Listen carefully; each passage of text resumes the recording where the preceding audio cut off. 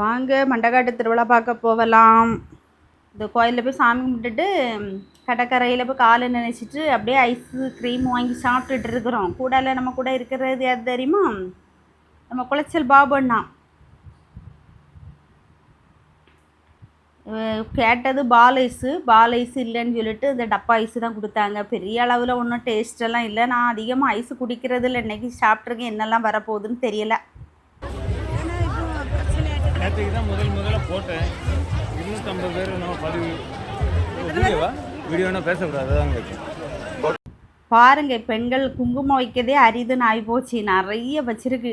கோபுரம் போல் குவிச்சு வச்சிருக்குது. பனங்கிழங்கு இருக்குது, அப்புறம் ஸ்வீட் கார்ன் இருக்குது, பானிபூரி கடை இருக்குது. ஒரு முட்டைகோசில் என்னத்தை செடி வச்சிருக்குன்னு பாருங்க. மக்களை கவர்றதுக்கு என்னெல்லாம் வேலை பார்க்குறாங்கப்பா.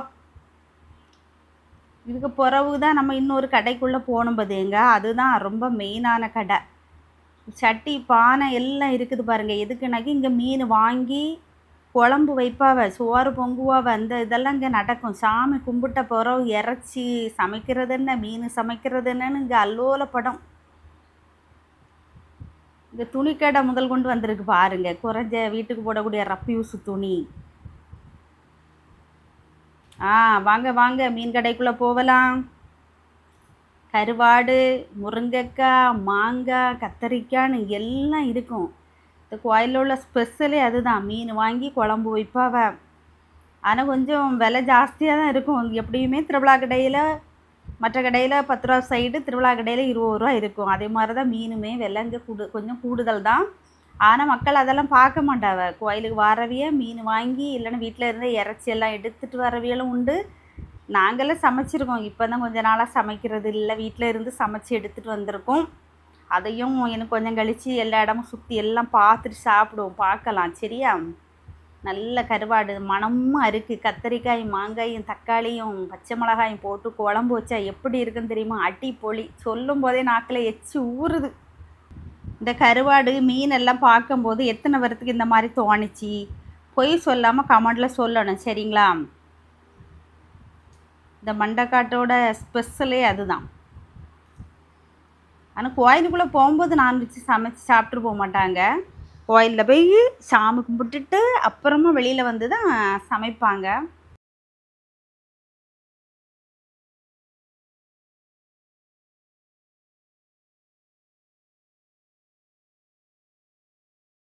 ஒரு வழியாக மீன் கடையில் சுற்றி பார்த்துட்டு வெளியே வந்தாச்சு. இப்போ பேக்கு கடை பார்த்தீங்களா? என்ன பேக்கு, ஹேண்ட்பேக்கெல்லாம் இருக்குது. ஜிபே பண்ணுறதுக்கு தொங்க போட்டிருக்கிறாங்க. செருப்பு கடை. கோயில் திருவிழானாலே வந்து ஒரு அமௌண்ட்டு கொண்டுட்டு வீட்டிலேருந்து வரணும். வந்தாக்கி நமக்கு என்னெல்லாம் தேவையோ எல்லாமே வாங்கிட்டு வந்துடலாம். ஆனால் வெயில், என்ன வெயிலாக இருந்தால் என்ன, நம்ம மக்கள் கூட்டம் மட்டும் சில திருவிழாக்கள் பார்க்குறதுக்கு கூட்டம் மட்டும் குறையவே செய்யாது. நாங்களும் வருஷந்தோறும் அந்த 8ஆம் திருவிழானா மண்டகாட்டில் தான் ஆஜர். பிள்ளைகளுக்குள்ள விளையாட்டு சாமானம் எது எடுத்தாலும் 100 ரூபா. இனி ஒரு கடைக்கு போகணுமே, அது என்ன கடை?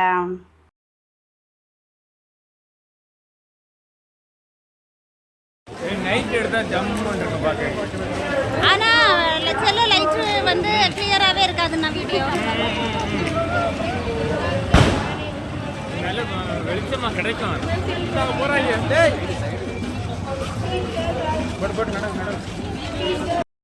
வாங்க, இந்த கடையை தான் சொன்னேன். அதாவது நர்சரியை தான் சொன்னேன். அதை தான் யோசிச்சுட்டே வந்தேன், என்ன கடைன்னுக்கிட்டு. ஓகே, இங்கே வந்து மண்டகாட்டுக்கு வாரவங்க இந்த நர்சரிக்குள்ளே போகவே மாட்டாங்க. ஏன்னா கண்களை கொள்ளையடிக்கக்கூடிய விதவிதமான பூக்கள்லாம் அங்கே இருக்கும். பூ மட்டும் இல்லை, பழம், காய்கள் காய்க்கக்கூடிய செடி, மரம் அப்படின்னு எல்லாமே உண்டு. வீட்டுக்கு நல்லா பார்ப்பாங்க. ஒரு சிலர் வாங்கிட்டு போவாங்க. வண்டியில் போகிறவங்க, காரில் போகிறவங்க எல்லாம் வாங்கிட்டு போவாங்க. அது மட்டும் இல்லை, பஸ்ஸில் போகிறவங்களும் கொண்டுட்டு போவாவ. என்ன மாதிரி எடுத்துகிட்டு போவாங்க, கம்பு பைகளுக்கு வச்சு எடுத்துகிட்டு போவாவ. ஒவ்வொரு செடிக்குமே அது என்னென்ன விலை அப்படின்னு சொல்லி அதிலே பின் பண்ணி வச்சுருக்கோம். ஓகே, வாங்க நம்மளும் ரோஜா செடி மற்ற செடிகள்லாம் பார்த்து ரசிக்கலாம்.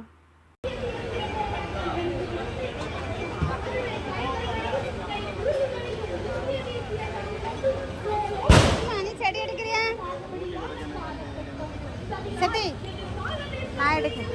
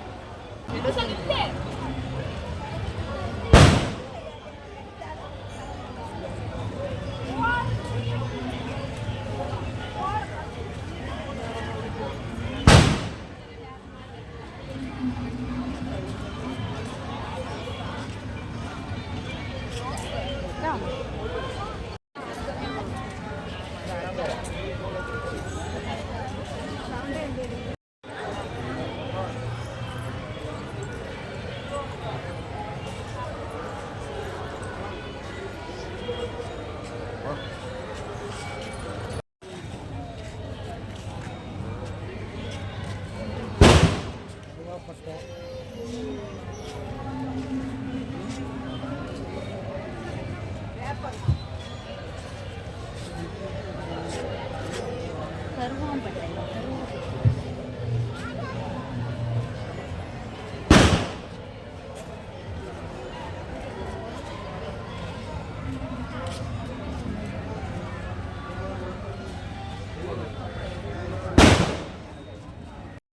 ஓகே, நான் பார்த்த செடியிலே இந்த ஒரு பேர் வச்ச செடி மட்டும் எனக்கு இன்னுமே விளங்கவே இல்லை.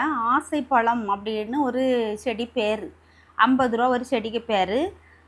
அப்போ வந்து அங்கே கார்டனில் இருந்த ஒருத்தங்க கிட்ட கேட்டேன். கார்டன்லன்னு வேலை பார்க்கவங்க இல்லை, நம்மளை மாதிரி பார்வையாளர் ஒருத்தங்க கிட்ட கேட்டேன். அவங்க அப்படி நான் கேள்விப்பட்டது இல்லையே, எனக்கு இது புதுசாக இருக்குது அப்படின்னாங்க. நானுமே எத்தனையோ செடிகள் கேள்விப்பட்டிருக்கோம். இந்த ஆசைப்பழம் செடியை நான் பார்த்ததும் இல்லை, கேள்விப்பட்டதும் இல்லை.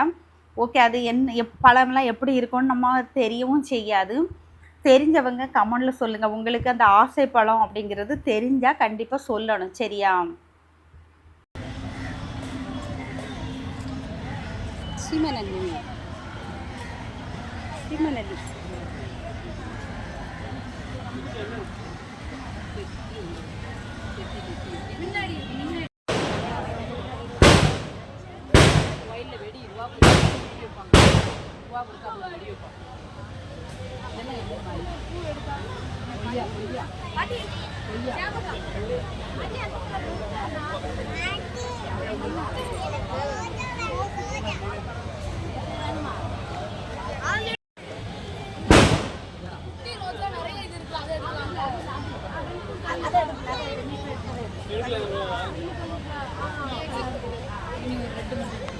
ஓகே, நீங்கள் வீட்டில் இருந்த இடத்துல இருந்து நிறைய செடிகள் பூக்கள் எல்லாம் பார்த்து ரசிச்சிருப்பீங்க. இதுக்கு பிறவுக்கு இன்னும் நமக்கு முக்கியமான நிறைய விஷயங்கள் இருக்குது பார்க்குறதுக்கு கேட்குறதுக்கும். அடுத்த வீடியோவில் வரும், சரிங்களா? நம்ம சேனலை புதுசாக பார்க்குறவங்க சேனலை சப்ஸ்கிரைப் பண்ணுங்கள், லைக் பண்ணுங்கள், கமெண்ட் பண்ணுங்கள். இதே மாதிரி நிறைய வீடியோக்களை பார்த்து மகிழுங்கள்.